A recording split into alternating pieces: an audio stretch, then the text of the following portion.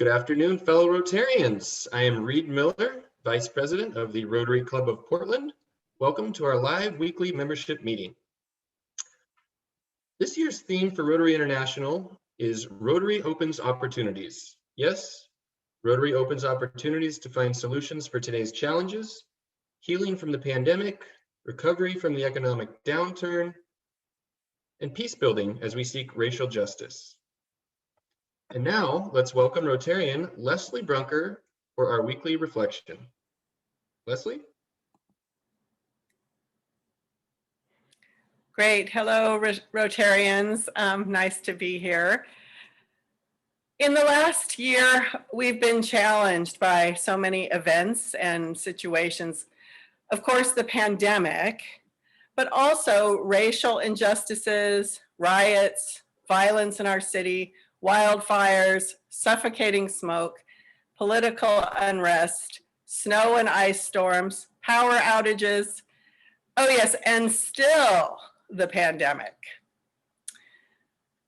I noticed that most conversations these days are about the struggles. We've lapsed into a habit of putting our attention to what's hard, what's awful, what's challenging us. During the power outage, I became acutely aware of how much I use and depend on electricity every minute of every day. I got to thinking about my appreciation for electricity, something I had been taking for granted. That got me thinking about what else I take for granted. Clean, running water whenever I want it. A refrigerator with plenty of food, a safe street to walk on each day, good neighbors who care and help one another, a family who loves me, so many fabulous friends from ocean to ocean, the opportunities to choose the life I want to live. These are the most wonderful gifts in my life. And yet, how often do I focus my attention and my conversations on these gifts? I've decided to shift my thinking and to consciously focus on gratitude each day. Gratitude is powerful and it's magic. The more we focus on it, the bigger the gifts in our lives become. I invite you to shift as well. The next time you're tempted to get down in the dirt about the challenges right now, make that be a reminder to shift and acknowledge the gifts instead. I wish you a week, a month, a lifetime of gifts. Be grateful. Thank you. Well, thank you, Leslie. I appreciate that.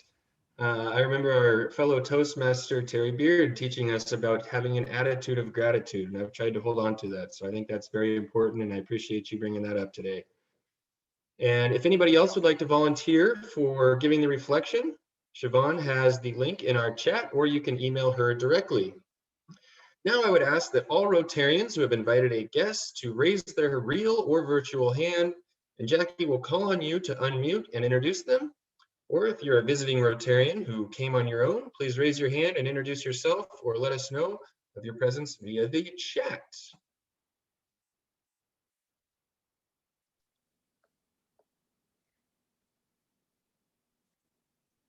Any guests?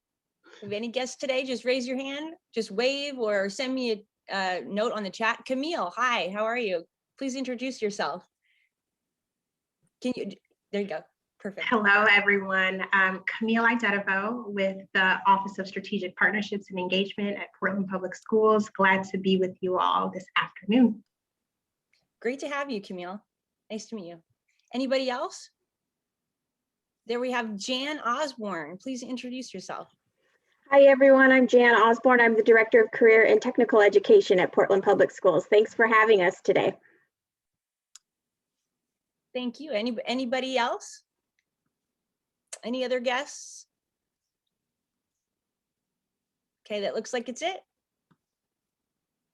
Okay, thank you, Jackie, and thank you, guests, for attending. Welcome. Jackie, we got one more guest. Raquel, Cool. can you unmute and say hello? Yes, thank you. I'm Raquel Lais with the Career Technical Education Department with Portland Public School.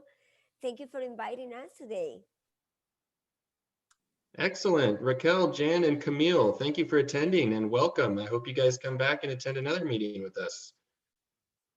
And now I would like to extend a happy anniversary to everyone who joined Rotary Club of Portland in the month of March.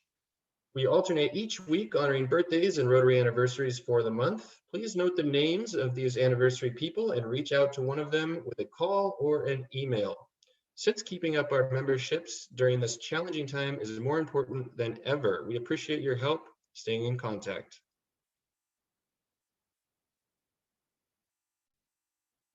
Thank you, Siobhan.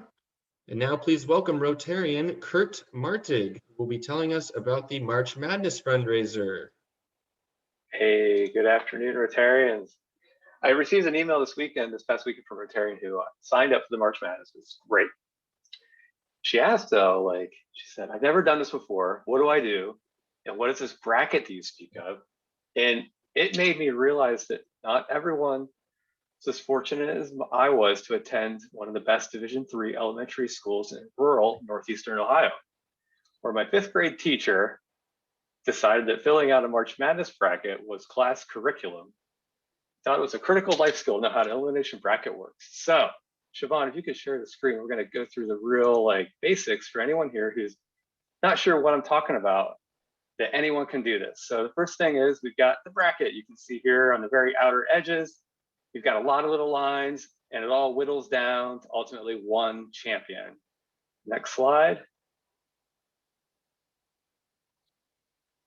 So then there's gonna be scoring to this thing. So the first round at the edge, we have a lot of games. We're gonna do 1 point, then we're gonna incrementally get to 32 points when you get to the championship. Next slide. You got to pick your winners. So at the beginning, you're gonna have two teams to choose from. And you got to pick one to win. You can do any number of different strategies to pick who you want to win. You can, if you know basketball, great. If you don't, maybe you want to pick on mascots, you want to pick on pretty colors, or maybe you just want to pick based on which school you think might favor athletics over academics, in which case you would pick LSU. Go back one slide, sorry. So then after you fill out every single game, take you 5 minutes, you follow along the action. Green little check marks mean you got the game right, and the red ones mean your bracket is busted. Follow along the games, it'll be a lot of fun. Next slide. And then at the end, you could become a Rotary champion. That's how this is going to work. It'll be a 50-50 bracket. So half the money is going to go to the club. Half the proceeds we get will go to the winner. Thank you very much. I'm going to post. So we've got the group is now live in CBS Sports. I'll paste that into the chat. And you can go to the Rotary website. I'll paste a link in there as well. You can sign up and pay the $20. I hope you all do it. It's really simple. It's a lot of fun. As Will says, you can pick Gonzaga. I don't care what you do. It's just going to be fun. And I'll be back here next week. Tournament starts in about 10 days. Thank you so much. All right, thank you, Kurt. I know I, for one, am looking forward very much to March Madness. I participate every year, but I'll be honest, I've been negligent this year. I have not watched a single minute of a single game. So I'll be on an even playing field with anybody that is feels like they have no idea what they're doing. I think that's totally okay. You just fill it out and you follow the games and it makes them interesting and it's a heck of a lot of fun. So I hope you guys all join in the fun. And now we are going to disappear and enter a virtual table talk. Please introduce yourselves to the others in your group. A minute or so before you come back to this main meeting, you'll get a visual heads up and a suggestion for a topic of discussion. If the conversation flows, you're more than welcome and free to chat about whatever you like. But here's a suggestion for a topic. As the sun is coming out, I look out the window, I can see blue sky from here. We look forward to springtime. Let's discuss any springtime projects you guys are looking forward to. And here we go. And now on to our program. After our speaker today is finished, if you'd like to ask Jonathan or Aurora a question, Jackie will moderate the Q&A through the chat box, so feel free to reach out on the chat with your questions. Now, please welcome Rotarian Cole Mills as today's chair of the day. Welcome, everybody. It's great to see everybody's faces. I've missed the last couple of weeks with work stuff going on, so it's great to be back on a Tuesday lunch with everybody. So today we have an opportunity to hear from Portland Public Schools. I know there's been a massive amount of news out there around education, and frankly, we're not going to spend a lot of time today talking about reopening plans and hybrid learning and all these other things. We're going to talk about what education looks like when we're back to some semblance of normal in the school system. We've got two people that are going to speak with us today. We have Jonathan Garcia, who's going to speak with us, and then he's going to hand it off to Dr. Aurora Hymel. And Aurora, if I mispronounced your last name, my apologies. When Jonathan speaks, I'm going to give you guys a little bit of background of who they are, but Jonathan's going to really kind of talk about the Portland Public Schools Reimagined. There's been a lot of work around the Portland Public Schools vision plan. He's going to talk a little bit about the values and priorities of the district, and he's also going to give us a little bit of an update on the school bond. We've been doing a lot of work in the Portland Public Schools over the last number of years with redesigning high schools and doing a lot of improvement projects. So I just wanted to have him give us a little bit of an update on that. And then he's going to hand it off to Aurora, who's going to talk through a lot of where Rotary can maybe connect with education in Portland Public Schools, and that is through career technical education and career learning and PPS. Talk a little bit about industry and business partnerships that the district is trying to work through, and then a little bit about Enterprise Academy. We're going to get a little shameless plug about Enterprise Academy, because as you guys, many of you are aware, Rotary has been engaged with Portland Public Schools for over 30 years doing Enterprise Academy on a yearly basis. So first with Jonathan. So Jonathan is the Portland Public Schools, currently serves as the Portland Public Schools Chief Engagement Officer. In his role, he leverages the power of student, family, and community voice with the generosity of business and philanthropy to strengthen Portland Public Schools' mission of providing a rich and dynamic learning experience for every student. He also serves as president of the Fund for Portland Public Schools, the school district's nonprofit fundraising arm. He's led similar initiatives in Los Angeles and San Francisco, creating strong movements in support of youth and public education. A son of undocumented immigrants, Jonathan graduated with a Bachelor's of Arts in Sociology and Philosophy and a Master's of Arts in Management from Azusa Pacific University. He has earned multiple professional accolades, including being named to the 2018 Forbes 30 Under 30 education list. Jonathan lends his thought leadership to the board of directors of two nationally based nonprofits, Futuro Media Group and Arte Publico Press. At the local level, Jonathan serves on the board of directors of the Portland Trailblazers Foundation. He's the co-chair of the 3 to PhD Collaborative at Portland Public Schools Fabian Pre-K to 8 School.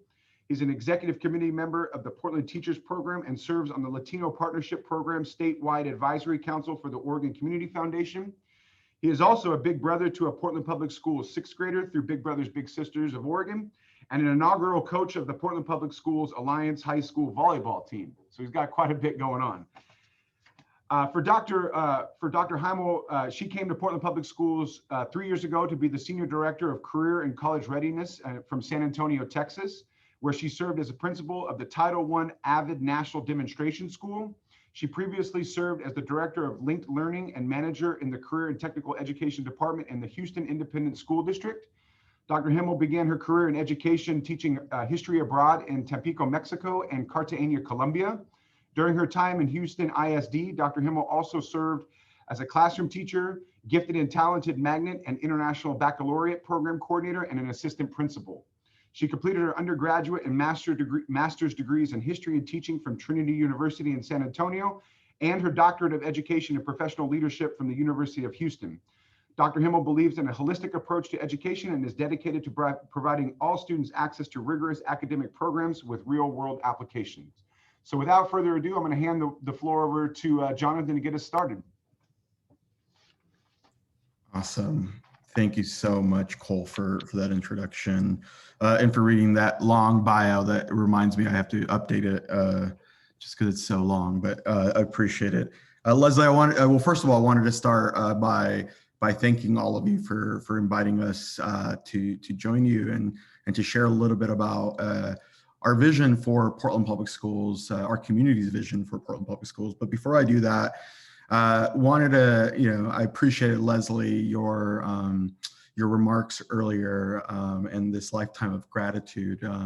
As you know, this, for all of us, for all Portlanders, this has been, and for any human, I would argue, this has been a difficult, challenging year in more ways than one. And here at PPS, it's been a roller coaster of a ride.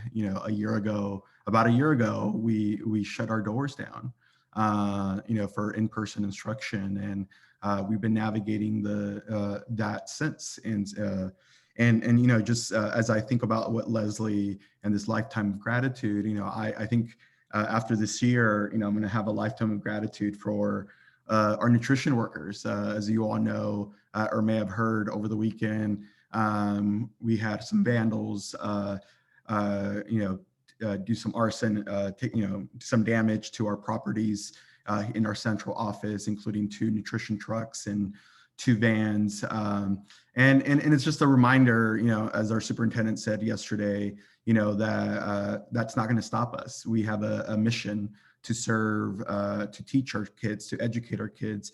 And as this pandemic has taught us, we also serve as in many ways as a meal site, as a nutrition site for many in our community. And so yesterday, first thing in the morning, our nutrition workers were up and ready, delivering nutrition meals, across the organization. And so to just really appreciate and have deep gratitude for them, and for our staff, our educators who, have been innovative throughout this year. I mean, it's been for all of us, right? We're all getting used to new technologies and new ways of being, new ways of doing. And I know that can be difficult, and that resilience that we're showing each and every day, especially our educators, is really important.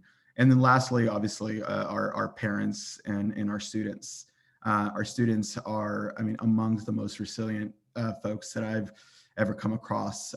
These kids are resilient in how they approach the world, how they approach their learning, and how they're approaching change. And that's what really has led me to be at Portland Public Schools and be part of transformation for the school district. And so what you see on your slide is what we're going to walk you through is a vision for Portland Public Schools that our community created, our North Star, if you will, a destination that we as a community want for not only our students, but our educators, our adults in the system, and ultimately our city and our community here. And so Portland Public Schools is on a journey to prepare students to lead change and improve that world, improve our world. And so I want to walk you through some of those things.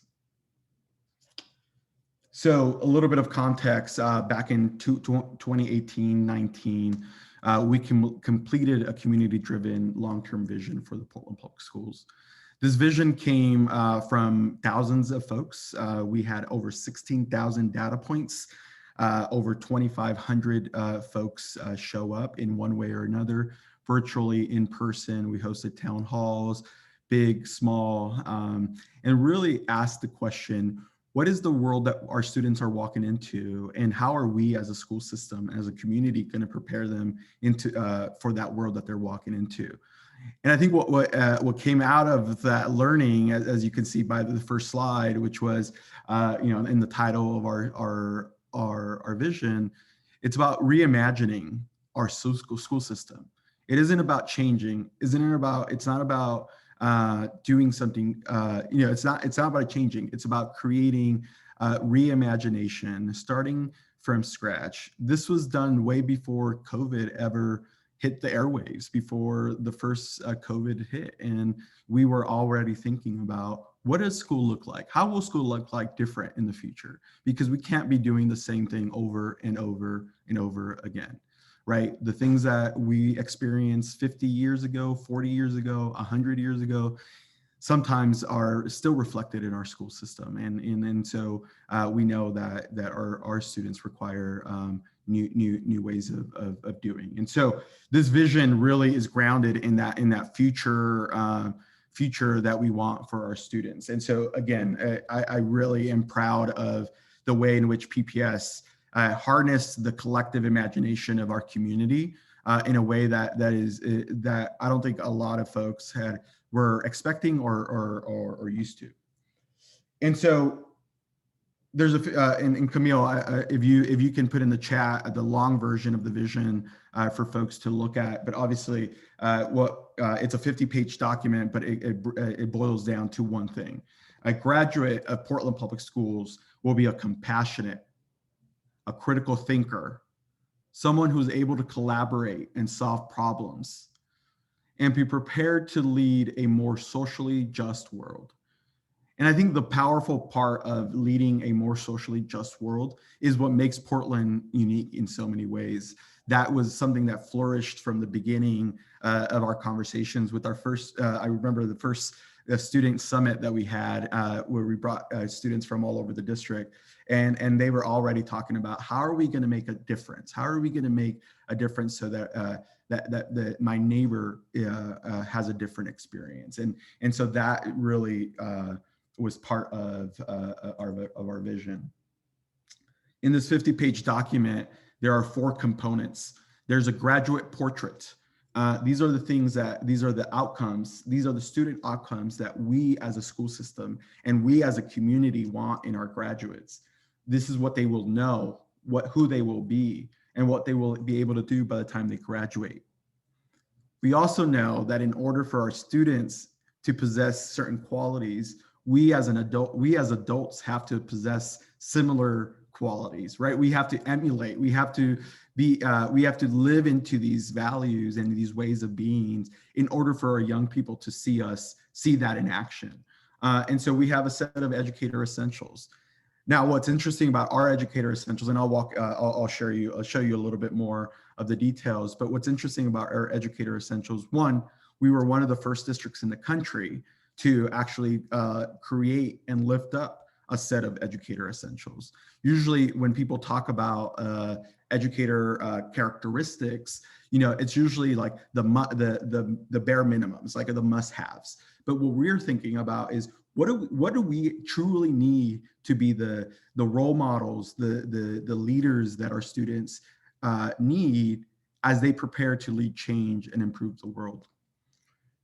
And what we know is that in order for us as educators to do that job, that work of leaning into some of these characteristics, we know that we need a system, an educational system to transform. We need to shift the way in which we do business, right? In the way in which we do strategy, in the way in which we invest in resources, invest our resources, et cetera, et cetera. So our vision outlines 11 shifts that we want to make as a system over the next decade or so. And the last thing that's in there is our set of core values. I'll be very transparent with all of you. When I've been in this organization for about 4 years now, and one of the things that I found striking was that we had not, as an organization, a 170-year-old organization, had yet to bubble up a set of written core values as an organization. A lot of the core values that you'll see are values that are reflective of our community. They're there. They've been there. I'm not suggesting that they haven't been there, but what I'm suggesting is that they hadn't been written, and therefore they hadn't been used as a tool to inspire inspire collective growth. So those core values really were important to us. And so what you see here, and I'm going to be quick around the next few slides, but just kind of want to give you a sense. This is our graduate portrait. These are the ways in which our community want our students, we want our students to know, be, and able to do in order to prepare them to thrive in their lives and careers. And so you'll see things like inclusive and collaborative problem solvers, students who are skilled, creative problem solvers who can collaborate effectively. We have a trait around students demonstrating mastery of core academic knowledge and skills. We want students to be racial equity leaders, to take a part in making our society more just and equitable for people of color. We want students, our community wants students to be prepared to navigate through failure to success. Our community really wants students to communicate confidently and effectively by organizing, writing, speaking, and presenting clear, logical, persuasive, compelling content. Our community wants reflective, empathetic, and empowering graduates, students who are self-aware, reflective, able to recognize personal bias towards people, cultures, situations. And I think one of the most important things as an eternal optimist myself, one of the traits that I appreciate that our community wants in our students is for these students to be optimistic, future oriented. Students who graduate feeling optimistic about their futures, inspired by their real world experiences, aware of their career interests, and earning practical credentials that have immediate value in the adult world. And Dr. Hymel will share a little bit about what we're doing in that realm. So what you see on your slide now, on your screen, is the set of Educator Essentials. So these are the skills, dispositions, mindsets that we hope our adults model and for our students to be to create the graduate to reach the graduate element. And so, as you can see here, they're very similar, and we want adults who are trustworthy, reliable, and courageous allies. We want adults who are highly competent in the areas of practice. We want adults who are courageous change agents who actively promote, ensure racial equity and social justice. We want adults who honor culture and traditions while being open to change. Again, I can go on. We want adults that are knowledgeable about their strengths and their biases and have a positive sense of their own identity. So, and the one that are, again, as I mentioned earlier, our educators right now, all of our adults across the system are really leaning into that curiosity and that future focus adaptation as we move into the new year.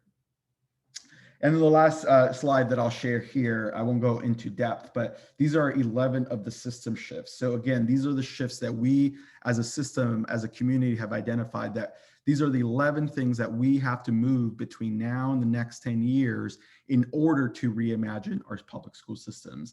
So, creating mindful, inclusive practices that support the continuum of students with disabilities, creating a true culture of physical and emotional safety. And again, there's a lot more depth into each of these sections. And these are our core values. I'll let you sit with these for just a few seconds.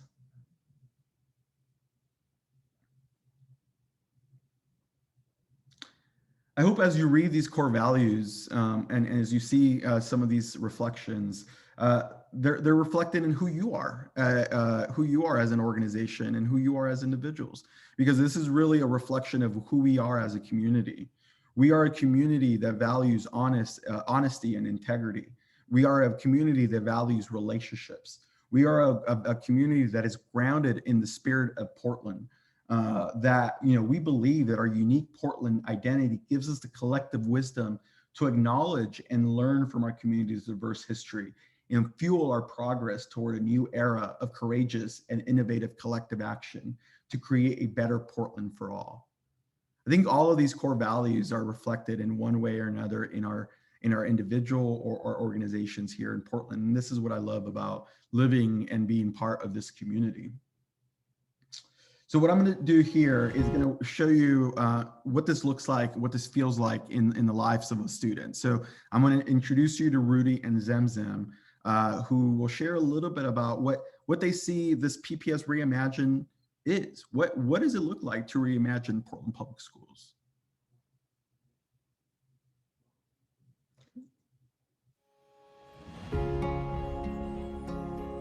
I think what's unique and powerful about the vision for the Portland Public Schools is that our graduates will have all the requisite knowledge that they need to be critical thinkers, but it goes a step further.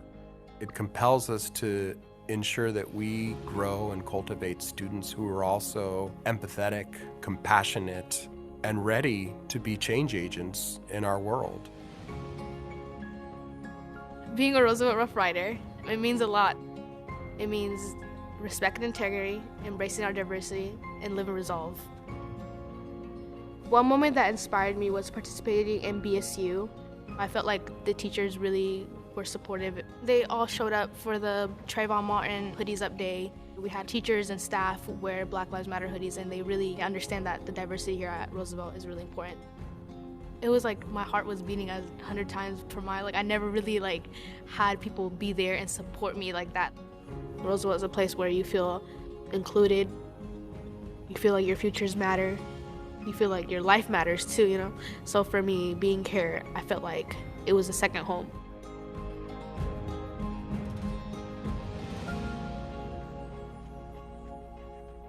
As I look forward to high school, I imagine myself as a person who's really excited to be in his new school, loves just goofing around with his friends, but is also a serious person during class. I want to be a professional golfer, but that probably won't work out. So maybe a lawyer, that would be cool. And I could get to defend people that I know are innocent. I want all schools to be a place where people can be themselves, a place where people aren't judged by the color of their skin or what they believe in.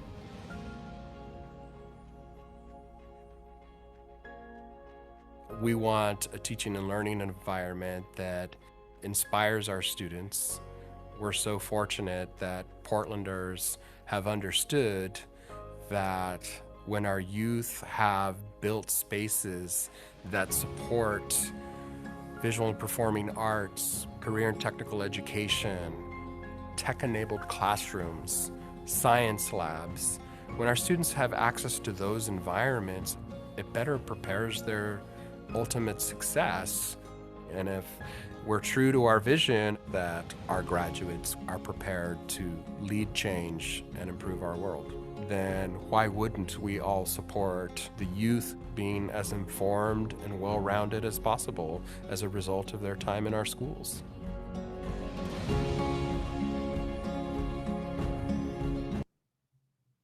Awesome. One of the things that I appreciate about being able to share that video through Zoom is that I get to see all of your faces when Rudy and both Rudy and Zemzem come on, and the joy that I see, especially when Rudy says, I want to be a golfer, but if that doesn't work out, I'm going to be a lawyer, right? So I'm sure we have a lot of golfers and a lot of lawyers on this call. So Rudy could use some advice and some coaching there. So before I transition over to Dr. Hymel, so that was a little bit about the vision. And so now really, you might be saying in your head, well, that sounds all great. That sounds all beautiful. That sounds, I wish that was the case. That is a vision, but how do you make a vision a reality? And so, as a visionary leader, that we have in our superintendent, he also understands the importance of backwards mapping, right? Of taking the necessary steps in order to realize that vision. And so what we as an organization have begun to do is create a roadmap, a set of strategic plans that really hone in and develop the strategies, the key tactics in order to get to that vision, to that North Star. And so what you see on your slide is, I'm not going to bore you because this starts to get really mechanical, but we have identified 7 priority shift areas of our 11 shifts and are investing, creating strategies very specifically that elevate that. So for example, one of the shifts that we have identified in our system, our community, is flexible future-focused environments. Thanks to all of you and the other countless Portland voters, we back in November passed a historic $1.2 billion bond.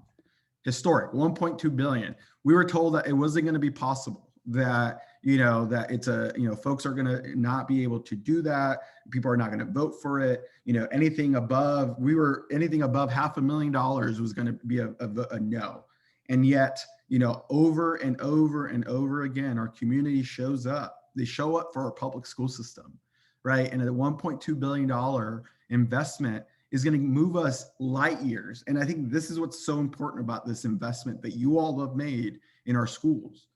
As you can see, there's going to be $53 million invested into curriculum because of your vote and because of your support. 53 million. I'm a young professional. Earlier in the week, or last week, when I was working on something around this curriculum update, it came full circle. There's a big picture. I was 6 years old, y'all, the last time health curriculum was updated in Portland Public Schools. I was 6 years old the last time health curriculum was fully updated in Portland Public Schools. And so thanks to you, in the next 5 years, all 11 content areas will be updated, will be fresh. And I just want to, I know I'm taking a lot of time there, but I just want to note that that's huge, $53 million investment. There's also investments here around ADA accessibility. In 5 years, every single one of our school buildings, the first floor will be ADA compliant. Every floor in our school, in every single one of our schools will be ADA compliant in the next 5 years. That's thanks to your $1.2 billion bond investment in our schools. And again, obviously, we're continuing to do health and safety projects, roofs, mechanical security, seismic, and we are modernizing. We're continuing to modernize our schools. We're going to be modernize Jefferson High School.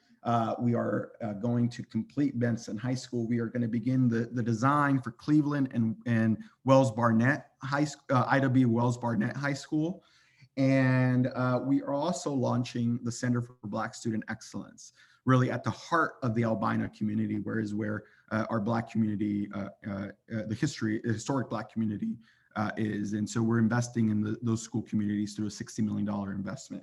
So just wanted to give you a sense of how your dollars are actually making an impact in real life, in the lives of our students towards this vision. And so with that, I took probably more time than you probably wanted to hear from me, but I'm going to turn it over to Dr. Hymel to kind of walk you through what you can do and how you can support our students through our career technical education programming. Dr. Hymel? Great. Thanks. Yes, I see. I just have a few minutes and to give you some time for questions and answers. But thank you, Jonathan, and thank you, Cole, for having us here today. And as you can see, we're just so excited and passionate about all the projects and opportunities happening in Portland Public School. And so for the last few minutes that we have, I'm just going to kind of narrow our focus down to CTE, our Career and Technical Education Programming, and take a few minutes to share some of the work that we're doing in our efforts to provide you with the workforce of the future. And so in the last 5 years, Portland Public has worked and we have increased our career and technical education offerings to 71 programs across our 15 different career clusters in all of our 9 comprehensive and our 2 alternative high schools. And Jan and Raquel are here, and they are both part of our CTE department. And Jan's going to put the link in the chat that shows you the matrix of where all of our CTE programs are across our district. And if you have any CTE specific questions, as I talk, Jan and Raquel would be able to answer those for you in the chat. And so one of the things that I wanted to talk to you about today was the Federal Perkins Act was recently updated, and it includes new and more rigorous work-based learning requirements for our students in CTE. And so this means that our team has been working hard to partner with companies and businesses around Portland to provide deeper career learning experiences for our students. And we do this through our online portal called Partner Connect. Jonathan, would you hit the next slide for me, please? Partner Connect is our platform that allows our schools and our students to connect one-on-one with our business and industry partners in the area. And one of the things that has been really a positive about the pandemic is that we know how busy and full our industry partner schedules are, but having this virtual connection allowed so much more innovation and connection in the time of pandemic. And so we're so grateful. One of the things that our CTE team got up and running for our students is called Future You Academies.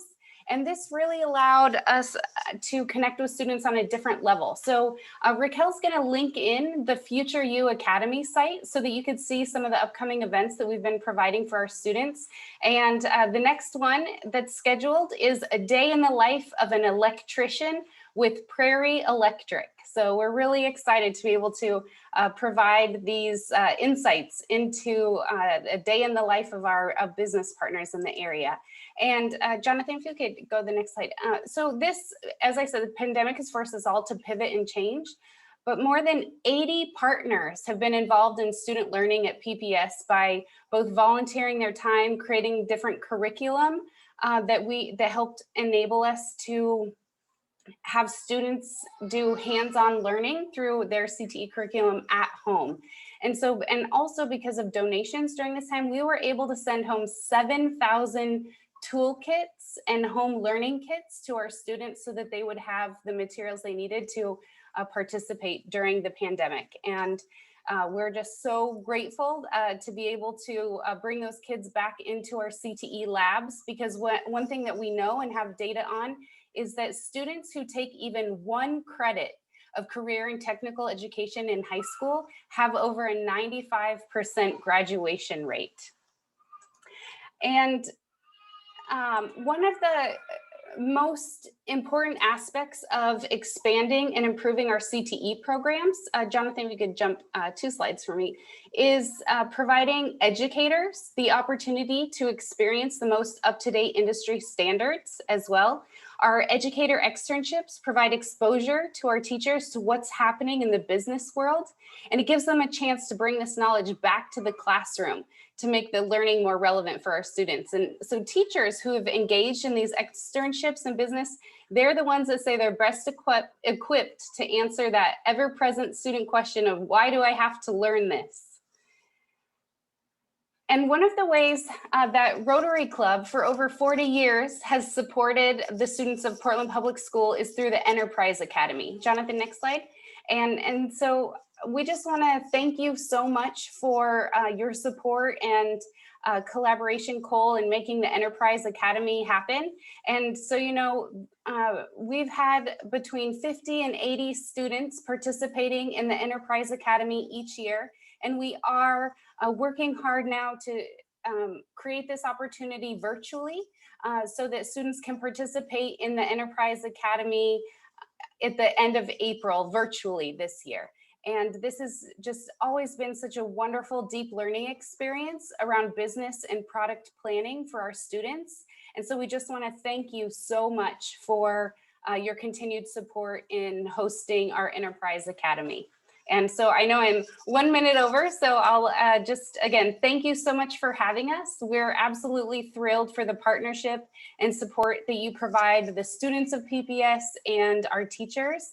And if you haven't yet, we'd love for you to please sign up through our Partner Connect portal so that we can help connect you individually directly to our classroom. So thanks again.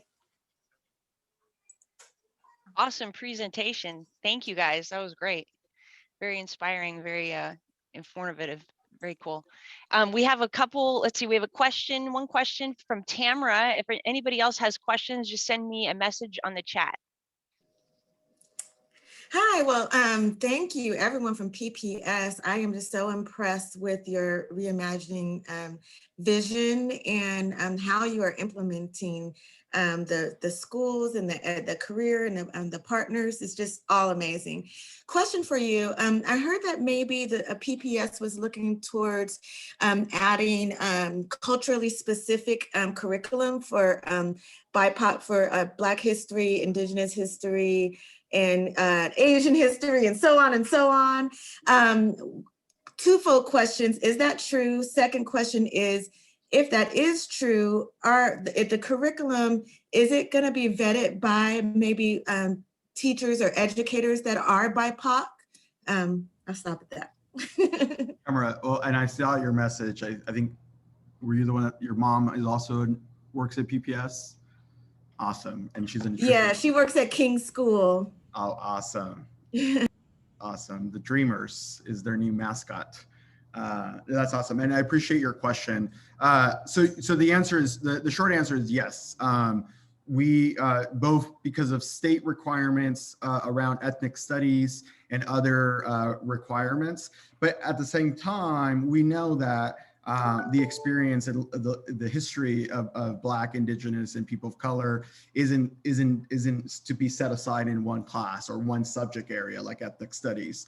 So we, and Dr. Hymel can speak a lot more eloquently to this, but what I can tell you is that we are integrating culturally specific, culturally relevant into every core content area, right? Like health. So what does it look like to speak about health from a Black perspective? What does it look like to speak, about health from a, whatever the case. And so I think that's the work. And so then the last thing I say, there's a whole process for curriculum adoption that includes students, educators, and community members really vetting and working through that whole process. So I think if we can go to the next question, I'll try to find a PowerPoint that was presented just last week around the curriculum adoption process that gives you a little bit more sense of how we're thinking about that.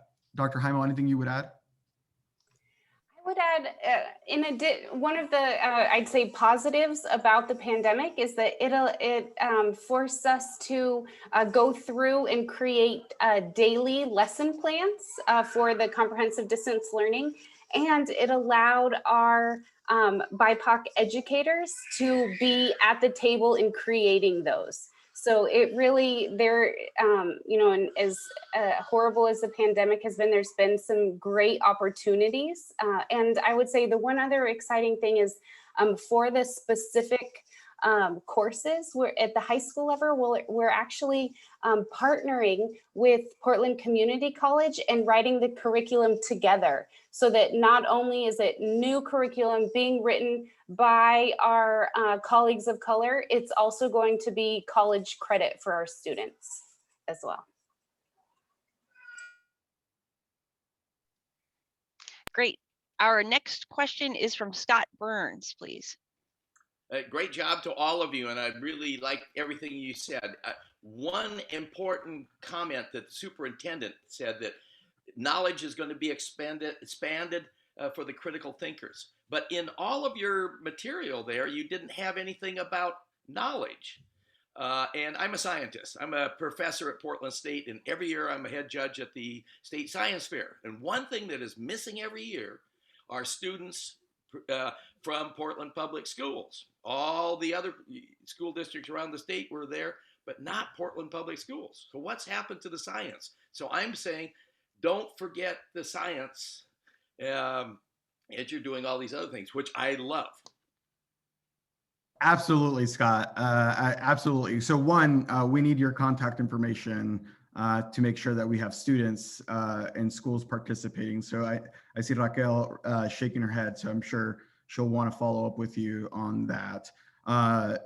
Science is definitely, we're looking to adopt the new generation science standards, really that really move us ahead of the game. I mean, I can tell you again, and I kid you not, when I was talking about the curriculum, there are still books in our schools that Pluto was and always has been a planet, right? And so I think that the reality is that we need community members like you to help us, lift up the way in which we teach science. Dr. Hymel, would you share anything else that you would add?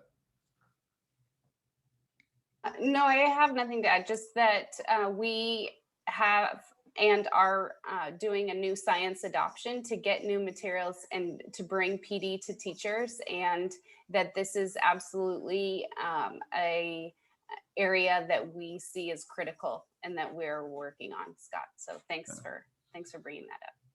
And for folks that were interested in the curriculum adoption, I just added the link here. And if you look at, for those that are interested, on page 7 or slide 7 is the adoption history of our curriculum.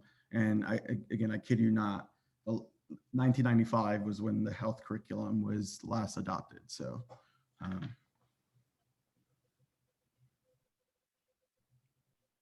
Great questions. I think we are out of time. So back to you, Reed.